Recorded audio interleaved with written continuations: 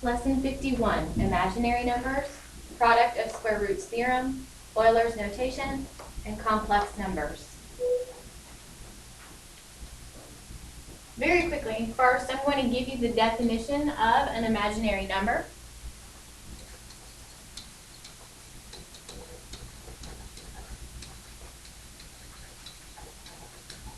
An imaginary number is simply the square root of a negative number.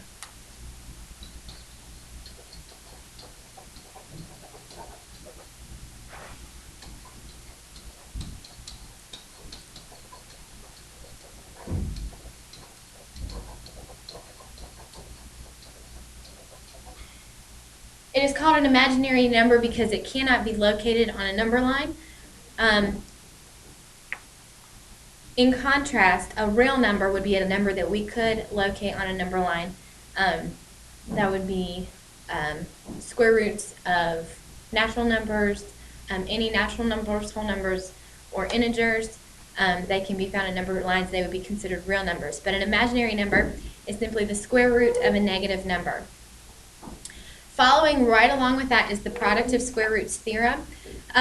We're going to state it using some variables, and then we're going to do some examples just to kind of help you determine exactly what the rule means. All right, so product of square roots theorem.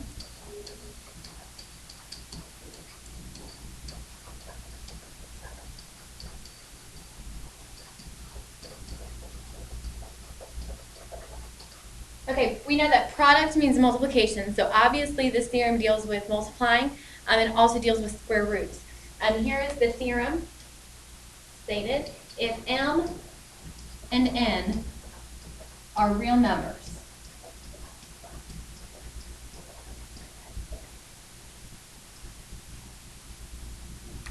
and one is positive, we'll say and one or both are positive,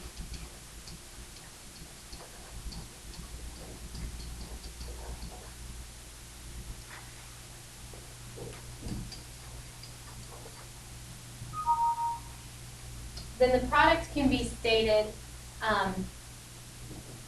in a certain way. And I'm going to show you an example of this using numbers. All right, so we'll say m and n are real numbers. I'm going to use the numbers 3 and 2. I'm going to say they're both positive. All right, so 3 is positive and 2 is positive. And they are both square roots, and I'm multiplying the square roots together.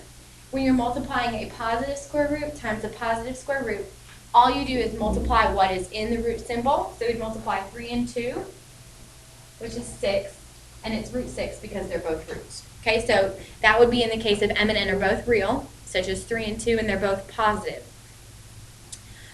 If only one is positive, for example, the 3 is positive and the 2 is negative, we multiply just as we did before, 3 times negative 2, and that gave me negative 6.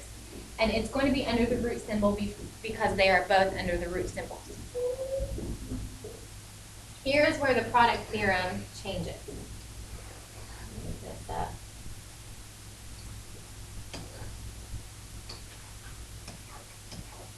All right, so we know that if they're both real numbers, one or both are positive, but what happens if both are negative? All right, so if m and n are both negative,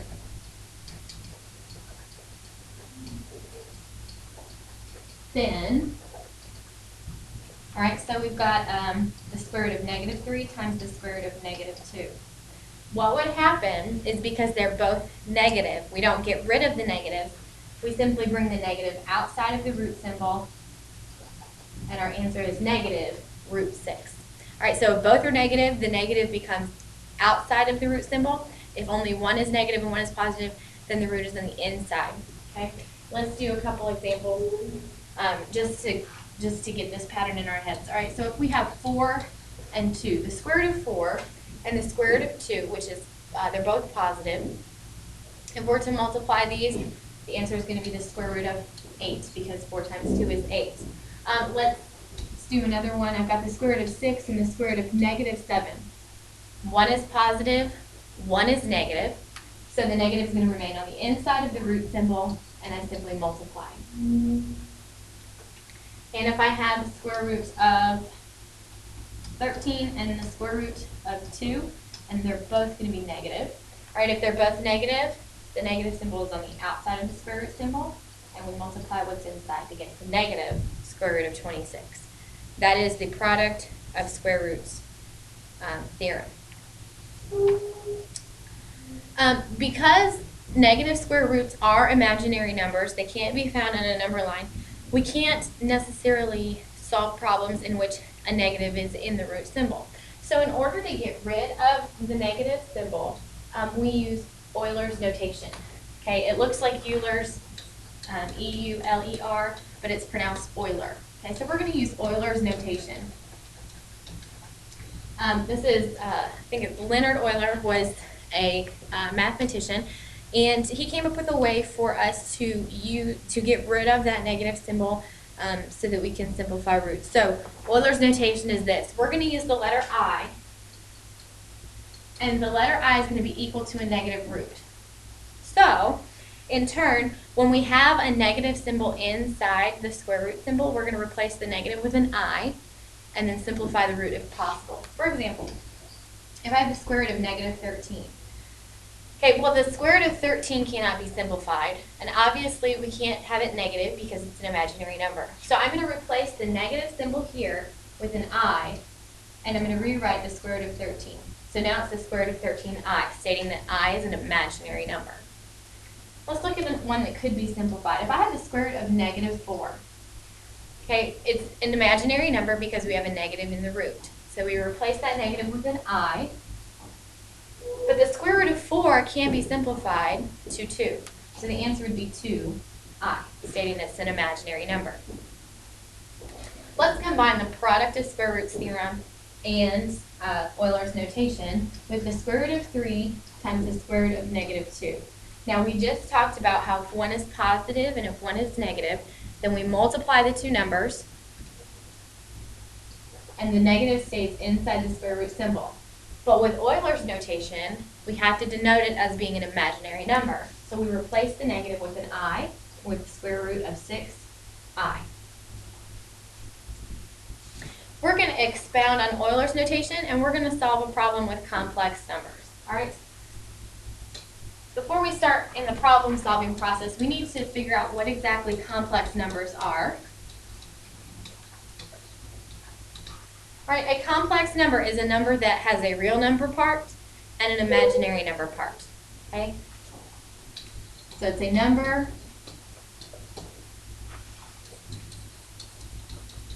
that has a real part and an imaginary number part.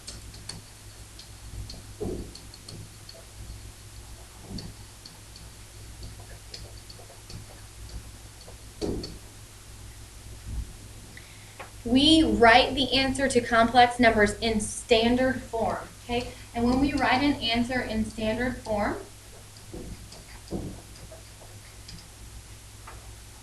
the real number is written first, and the imaginary number is following. Okay, so real number first, and then imaginary number second is how we write it. And we're going to do some examples about how this looks like here in just 1 second. Now, what we're going to do, we know that Euler's notation is represented by an I, and that I represents the square root of negative 1. In these problems, you're going to see another way to write these i's, and if you need to, you can write these separately. You'll be able to it'd be helpful to write them on a note card or something that you can have with you until you get these memorized. All right, if I is the square root of negative 1, I squared is going to be negative 1. Here's why. If I have the square root of negative 1 times the square root of negative 1, according to the product theorem, if I have two negatives, the negative comes outside the root, and I multiply inside. But the square root of 1 is 1, so I squared is negative 1. If I had I cubed, it would be negative I to the 4th is 1, and then I to the 5th starts back over with I. So I to the 5th is the same as I I to the 6th would be the same as I squared, I to the 7th would be the same as I cubed, so on and so forth. The reason that we have all the different I powers is we're going to use them in complex number problems. You don't need to know how they work. You just need to have this list of numbers memorized. When you solve problems like these, you add like terms and you treat these I's like you would treat variables. All right, let's look at a couple examples, and then I'll leave a couple examples for you to do on your own. First example is going to be this: 4 plus 6I plus 3I minus 2. All right, we're going to add like terms. We're going to treat the I's like a variable. All right, so we're going to add, and remember when we do these problems, our answer needs to be in standard form. So the real number needs to come first. All right, so let's look at the real numbers. I have 4 minus 2. 4 minus 2 is 2. So that's our real number portion. Then we needed to go ahead and do our imaginary numbers. We have 6I and 3I. 3 and 6 is 9. And they're both positive. So the solution is 2 plus 9I. I just treat the I's like you would variables. Let's do one that is a little more complicated. Let's look at 2II minus 3II minus 2I minus 4 minus the square root of negative 4. What I want to do first is to go ahead and simplify. All right, so instead of writing it as 2II, I can write it as 2I squared. 3I would become 3I cubed. Minus 2I stays, minus 4 stays. Now, we have a square root of a negative 4 here at the end. Remember, we can't have a negative in the square root, so we replace the negative with an I. And the square root of 4 can be simplified to 2, so this would become minus 2I. Now we can go ahead and simplify our I's even further. According to what we just talked about in Euler's notation, I squared is the same thing as negative 1. So I can replace this I squared here with negative 1, and 2 times negative 1 is negative 2. Here I can replace I cubed with negative I. Negative 3 times negative 1 is 3I. So this becomes plus 3I, and everything else will stay the same. And finally, we can combine like terms to add. Remember, when numbers are written in standard form, we write the whole number first, or the real number first. So let's look at our real numbers. We have negative 2 and negative 4. All right, negative 2 plus negative 4 is negative 6. So that takes care of the real number portion. Now we need to go ahead and do our imaginary numbers. So we have 3, negative 2, and negative 2. Again, treat the I's like they would be variables. So we have 3 minus 2I is 1I. 1 minus negative 2 is negative 1. We could write that as just negative I, and that is the solution. All right, I'm going to write just 2 more problems up here. I want you to try them on your own, and we will check them when we come into class. The first is 4 minus 3I plus 6 minus 4I minus 2 plus 5I. And then I want you to try 3I cubed plus 2I squared plus 7I plus 4 plus 2I to the 5th. Keep in mind that when we're in standard form, the real number comes first in the solution.